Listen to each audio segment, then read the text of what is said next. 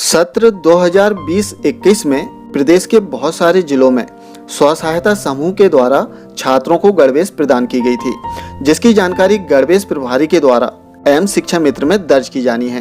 तो आज के वीडियो में हम देखेंगे कि गणवेश वितरण की जानकारी गणवेश प्रभारी द्वारा कैसे दर्ज की जा सकती है। तो इसके लिए सबसे पहले आपको अपने मोबाइल में एम शिक्षा मित्र को ओपन करना है। जैसे हम एम शिक्षा मित्र को ओपन करते हैं, कुछ इस प्रकार का इंटरफेस हमें दिखाई देगा। अब इसे हमें आगे प्रोसेस कर लेना है। आगे प्रोसेस करने पर एक नया पेज ओपन हो जाएगा, जहां स्क्रीन को हमें नीचे स्क्रॉल डाउन करना है।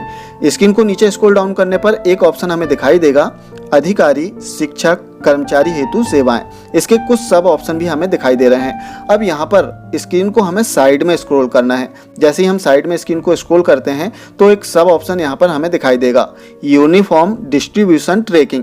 हमें इस ऑप्शन पर क्लिक करके गणवेश वितरण की जानकारियों को दर्ज करना है। तो हम क्लिक करते हैं। जैसे ही हम क्लिक करेंगे एक नया इंटरफेस ओपन हो जाएगा, जहां सबसे पहले हमें मास्टर डाटा को डाउनलोड करना है। आप देख सकते हैं इसमें पहला ऑप्शन दिया गया है, मास्टर डाटा डाउनलोड करें। तो हमें इस पर क्लिक करके मास्टर डाटा डाउनलोड कर लेना है। जैसे ही हम क्लिक करेंगे मास्टर डाटा डाउनलोड हो जाएगा। अब इसमें दो ऑप्शन और दिए गए हैं। पहला है इसमें गणवेश प्राप्ति दर्ज करें और दूसरा गणवेश ऑर्डर। तो इसमें जो सेकंड ऑप्शन दिया गया है गणवेश ऑर्डर, इस पर क्लिक करके आप अपनी संस्था में कितनी गणवेश ऑर्डर हुई है इसकी संख्यात्मक जानकारी देख सकते हैं। अब हम देखते हैं कि जो हमें गणवेश प्राप्त हुई है छात्रों के लिए, तो इसकी जानकारी हम कैसे दर्ज कर सकते हैं। तो इसके लिए जो ऑप्शन बीच में दिया गया है गणवेश प्राप्ति दर्ज करें, इस ऑप्शन पर हमें क्लिक करना है। जैसे ही हम क्लिक करेंगे तो कुछ इस प्रकार का पेज ओपन हो जाएगा। अब यहाँ पर एक ऑप्शन हमें दिखाई दे रहा है, नई प्रविष्टि करें। हमें इस ऑप्शन पर क्लिक करके गणवेश वितरण की जानकारी को दर्ज करना है। तो हम क्लिक करते हैं।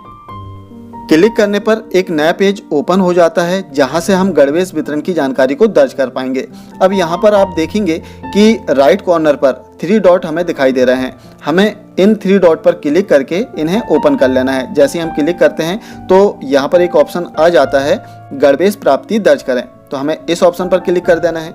जैसे ही हम क्लिक करेंगे तो यहाँ काफ़ी सारे ऑप्शन आ जाते हैं। अब यहाँ पर गणवेश प्राप्ति की जो जानकारी है इसे दर्ज करने में हमें कुछ सावधानियां रखना बहुत ज़रूरी है। सबसे पहले तो यहाँ पर हम कक्षा चुन लेते हैं। तो जिस कक्षा की आपको गणवेश प्राप्त हुई है वो कक्षा आप यहाँ से सिलेक्ट कर लें। सपोज हम एक कक्षा यहाँ से सिलेक्ट कर लेते हैं। इसके उपरांत गणवेश आपकी शाला में किस दिनांक को प्राप्त हुई है वो दिनांक आपको यहाँ से सिलेक्ट कर लेना है। जैसे आप क्लिक करेंगे तो यहाँ पर डेट ओपन हो जाएगी, तो आपको यहाँ से डेट को सिलेक्ट कर लेना है और इसके उपरांत ओके पर क्लिक कर दें। जैसे ही आप ओके पर क्लिक करेंगे यहाँ पर डेट आ जाएगी। अब इसके उपरांत कुछ ऑप्शन और दिए गए हैं, जिसमें पहला ऑप्शन है गणवेश संख्या बालक एक्सेप्टेड, अर्थात बालकों की गणवेश की संख्या, ऐसी संख्या जो आपने एक्सेप्ट किया है वो संख्या आपको यहाँ पर फिल करना है। अब यहाँ पर हमें जो सावधानी रखना है, हमें दर्ज संख्या इसमें फिल नहीं करना है। हमें बालक के लिए कितनी गणवेश प्राप्त हुई है और बालिका के लिए कितनी गणवेश प्राप्त हुई है, जिन्हें हमने एक्सेप्ट किया है और जिन्हें हमने रिजेक्ट किया है, उसकी संख्या फिल करना है। जैसे हमें पता है कि बालक बालिका को 2 जोड़ी गणवेश प्राप्त होती है। यदि कोई एक बालक है उसे 2 जोड़ी गणवेश प्राप्त होगी। जैसे उदाहरण के लिए हम माने कि कक्षा 1 में यदि हमारे 5 बालक हैं, तब 5 बालकों को 10 जोड़ी गणवेश प्राप्त होगी।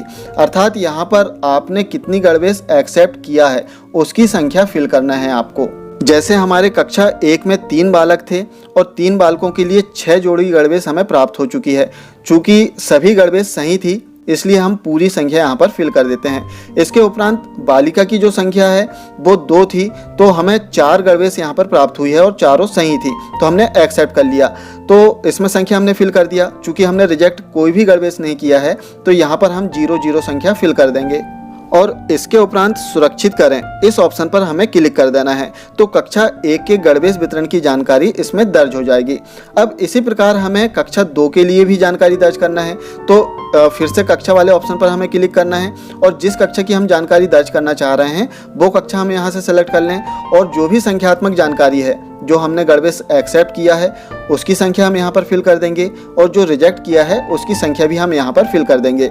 यहाँ पर जो सावधानी रखना है, हमें दर्ज संख्या इसमें फिल नहीं करना है। हमें जो गणवेश प्राप्त हो रही है उसकी संख्या हमें यहाँ पर फिल करना होगा।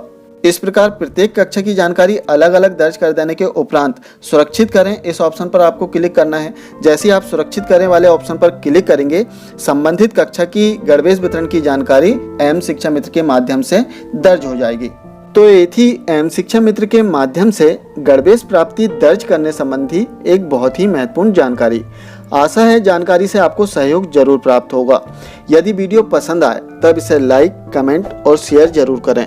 साथ ही चैनल को सब्सक्राइब करना ना भूलें। Thank you.